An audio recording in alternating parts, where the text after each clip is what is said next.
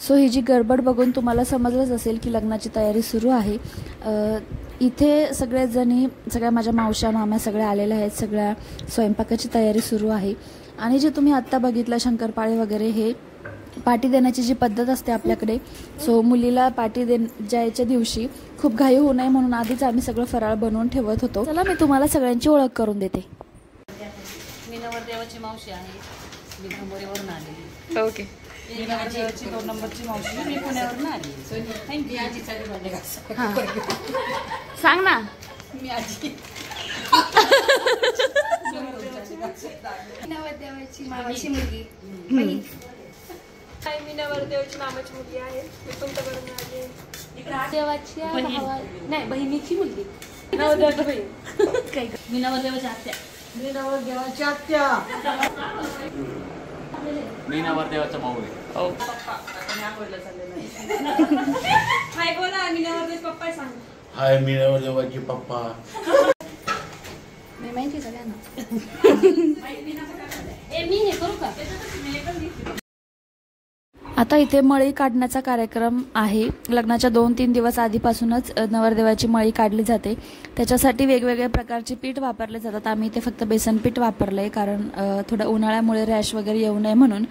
बेसन पिठाने मावशा बहिणी सगळ्या नवरदेवाची छान अशी मळी काढतात, त्याच्यामुळे आपोआपच नवरदेवाचं अंग इथे बाजरीचं, मसूरचं, ज्वारीचं आणि बेसन पीठ असे सगळे पीठ वापरले जातात। हे झाल्यानंतर रमासुद्धा बसली होती भैयासोबत स्वतःची मळी काढून घेण्यासाठी आणि तिला खूप मजा आली। सगळ्यांनी भरपूर मजा केली। भैयाला खूप चांगली मळी काढून घेतली भैयाची। आणि सगळेजण नातेवाईक असल्यामुळे, सगळ्या बहिणी असल्यामुळे छान असं वातावरण निर्माण होतं। शहरामध्ये या गोष्टी आपल्याला दिसत नाही, पण गावाकडे मात्र सगळेजण लग्नाच्या वेळेस जमतात। ठीक आहे, थोडी धावपळ होते, पण ही मजा परत घेता येत नाही। लग्नाच्या वेळेसच सगळेजण ही मजा करतात, सगळेजण एकत्र भेटतात। मस्त रात्री छान असं गप्पा होतात, गाणे होतात, गोष्टी होतात, थोडंसं रडणं होतं, रुसणं होतं। हे सगळ्या घरी चालूच असतं। हे आमच्याही घरी झालेलं। सगळं असं मळी काढून झाल्यानंतर पुढचे कार्यक्रम अजून बाकी आहेत। नवरदेव वाटी लावणे किंवा हळदीचं हे सगळं व्लॉग मी पुढचा टाकणारच आहे। सो स्टे ट्यून, सबस्क्राईब करा आणि कशी वाटली लग्नाची तयारी नक्की सांगा।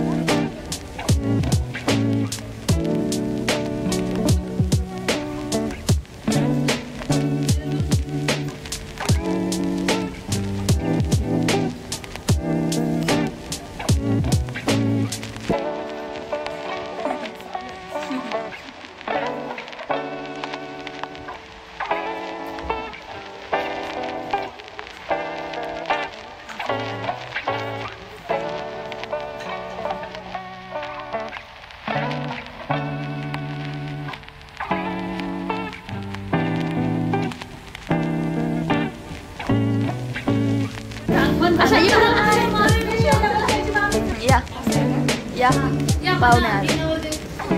हा सांगा खरंच। बरं सांग ना तू म्हणायला।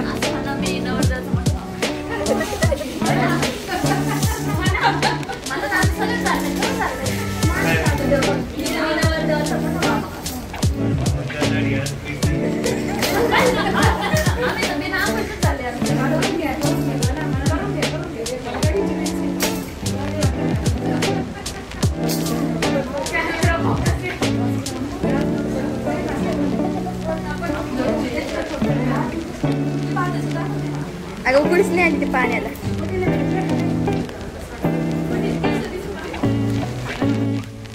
हे जे तांदूळ आम्ही करतो याचं रील मी टाकलेलंच आहे आणि त्या रीलची जी लिंक आहे ती मी देत आहे डिस्क्रिप्शन बॉक्समध्ये. ती लिंक जाऊन बघा. हे आम्ही काय करतो ते तुम्हाला समजेल.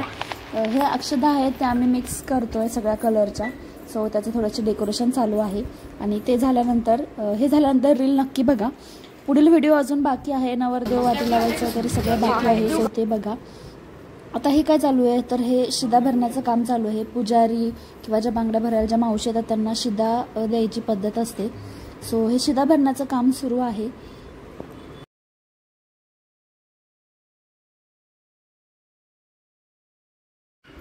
दिवसभर हे सगळं झाल्यानंतर इथे मेहंदीची तयारी सुरू आहे.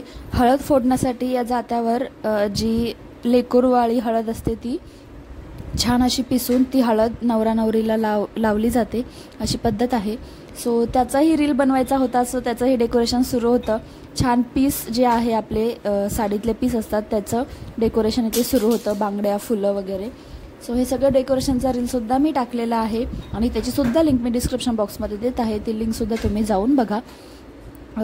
साईडला हळद फोडण्याचंही काम सुरू झालेलं होतं आणि त्याच्यानंतर होता बांगड्या भरण्याचा कार्यक्रम आणि मेहंदीचा कार्यक्रम. सो चला पूर्ण व्हिडिओ बघून जाऊया.